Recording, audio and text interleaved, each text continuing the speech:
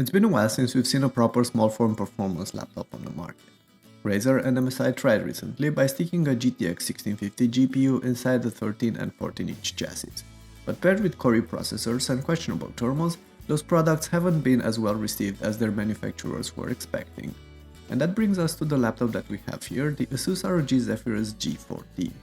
It's a joint effort from Asus, AMD and Nvidia and brings up a competent Ryzen 4000 platform and up to Nvidia RTX 2060 graphics inside a compact premium chassis without compromising on ergonomics, battery life or screen quality. Does it sound perhaps too good to be true? Well, it's not for the most part. We've spent the last few weeks with the Zephyrus and gathered all our thoughts in this video with the solid traits and the quirks, so stick along if this notebook is on your shopping list. In all fairness, the G14 is not as small, as thin or as light as those gaming ultrabooks mentioned earlier, but it's portable enough for me, and you can tell its size from the small bezels around the screen. The whole thing also weighs 1.6 to 1.7 kilos between the different versions. The slightly heavier variants get what Asus calls the Anime Matrix secondary display, an array of dots on the lid cover that can display various messages, photos and animations in a geeky way.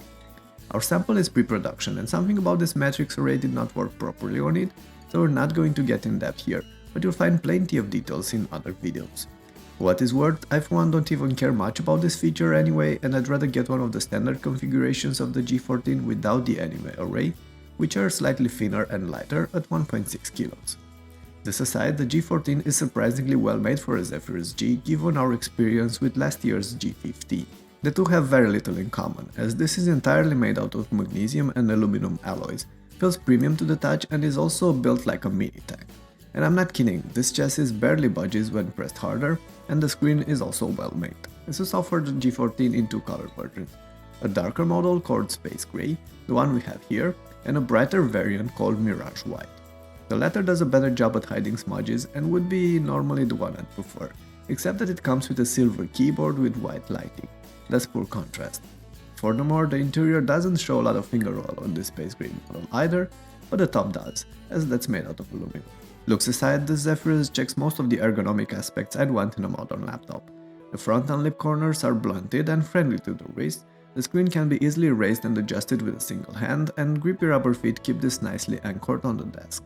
However, there's no notch or recess on the front lip, so you'll struggle a bit to catch on the screen and lift it up.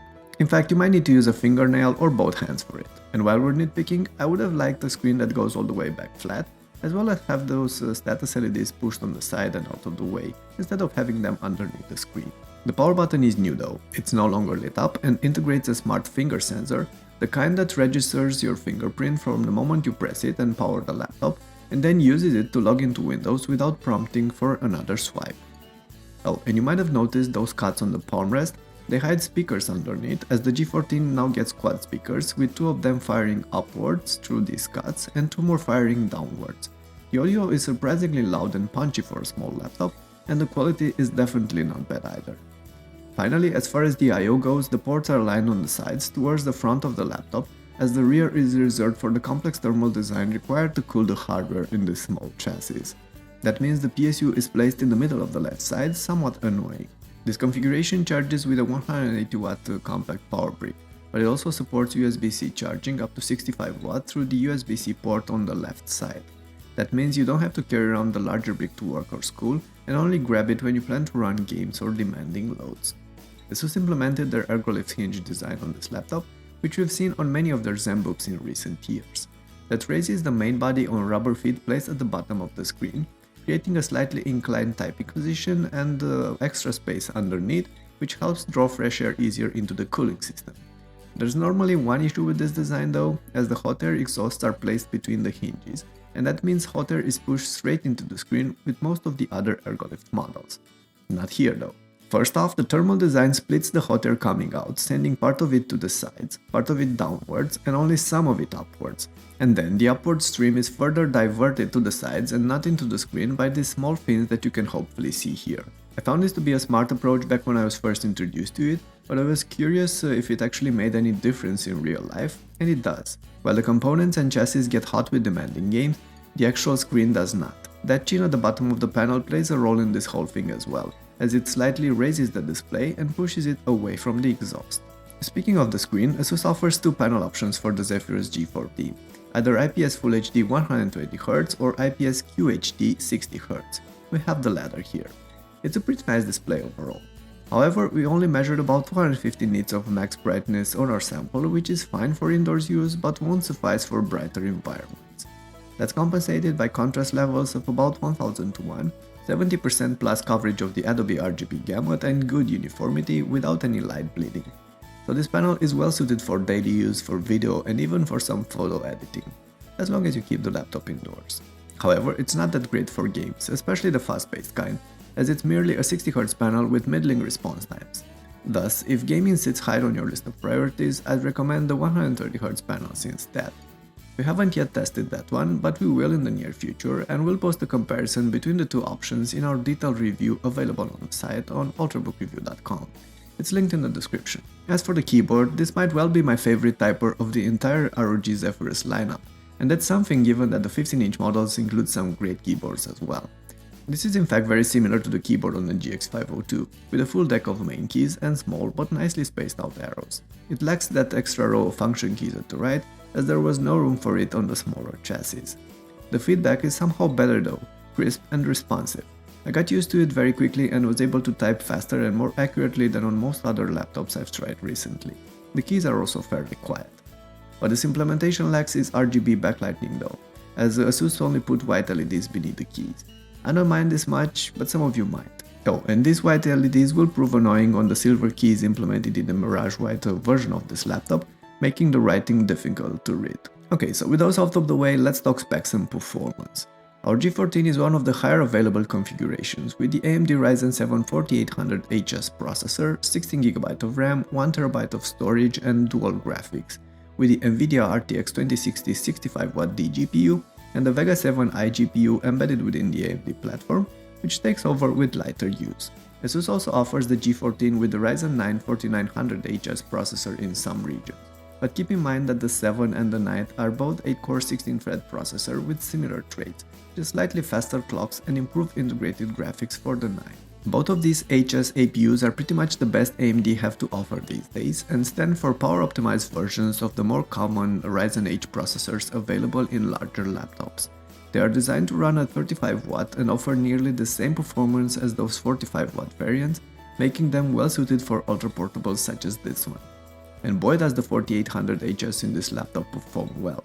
It pretty much smokes the Intel Core U competition in any kind of demanding load, actually scoring at about the same levels as an i9-9880H full power processor in our tests. We've run a handful of benchmarks and games on the system.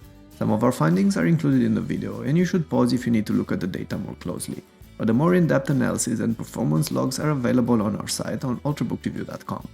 The link for the review is in the description down below. I have to mention that Asus offers 3 power profiles for this laptop in the Armory Crate tab. Silent favors low noise and limits the CPU and GPU, so it's best suited for light use and video. Performance is a balanced profile with stock CPU-GPU settings meant for multitasking and some light gaming, while Turbo overclocks the GPU and increases the CPU's power allocation to around 42W. This is meant for demanding loads and gaming.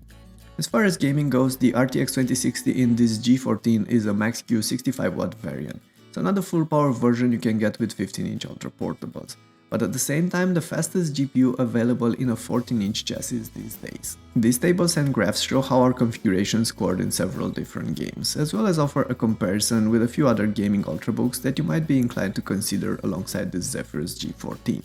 Again, we can only include so much data in the video, and the more detailed analysis and the performance logs that look at speeds and temperatures and differences between the available power profiles are available in the written review.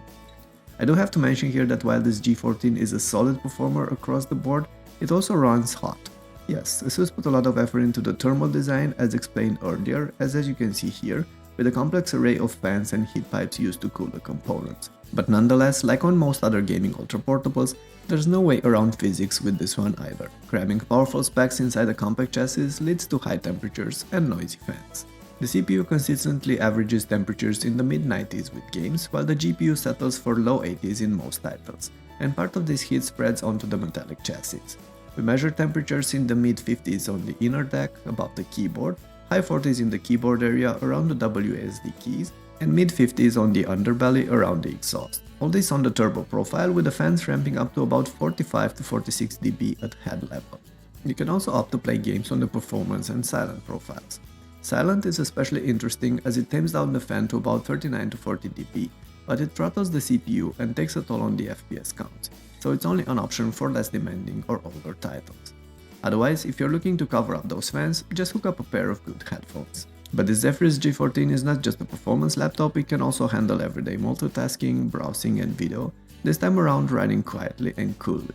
Unfortunately, I can't tell you much about the battery life here, as our pre-production unit did not properly deactivate the NVIDIA GPU, and that took a hit on the results.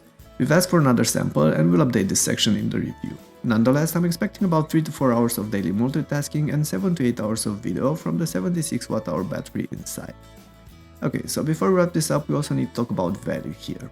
The G14 is not yet listed in the US at the time of this video, but it is listed for pre-order in the UK at £15.99 for the top tier configuration we have here, or as low as £9.99 for the entry-level variant.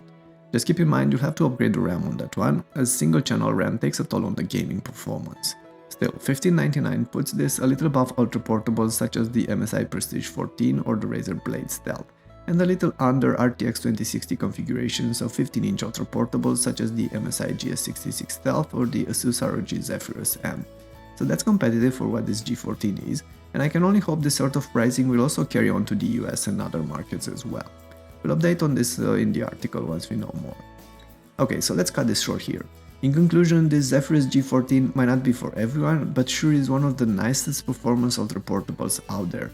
Asus checked pretty much all of the important aspects with this product, from the performance to the build quality to the typing experience and features. The higher temperatures in demanding loads and perhaps the screen or configuration options might put some of you towards the 15-inch lineups, and I can understand why. But if portability matters enough for you to compensate for these aspects, there's no other notebook like this Zephyrus G14 out there right now, and it might not be for a while. So that's about it for this review. Let me know what you think about this Asus Zephyrus in the comment section down below, hit that thumbs up button if you enjoyed the video and subscribe for more of our content. See you in the next one.